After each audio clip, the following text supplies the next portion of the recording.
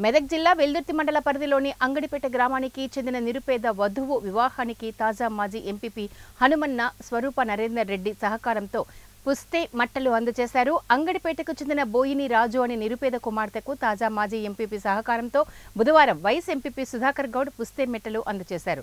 గత కొంతకాలంగా తాజా మాజీ ఎంపీపీ స్వరూప నరేందర్ రెడ్డి సేవా కార్యక్రమాలు నిర్వహిస్తున్నారని, నిరుపేదలకు అండగా ఉంటూ సహాయ సహకారాలు అందిస్తున్నారని వైస్ ఎంపీపీ సుధాకర్ గౌడ్ తెలిపారు.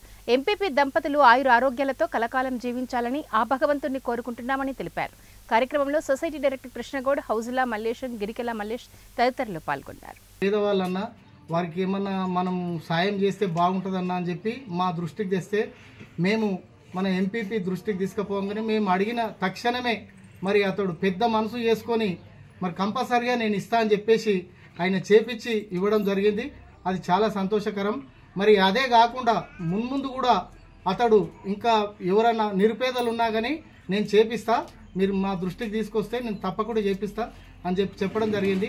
అతడు నిజంగా చాలా పెద్ద మంచి మనసున్న మనిషి. ఎందుకంటే ఎంతోమంది ఉన్నతమైన స్థితిలో ఉంటారు, శ్రీమంతులు ఉంటారు, కానీ అందరికీ ఉండదు ఆ గుణం. కానీ నరేందర్ రెడ్డి మేము అడగంగానే మీరు కాదనకుండా తక్షణమే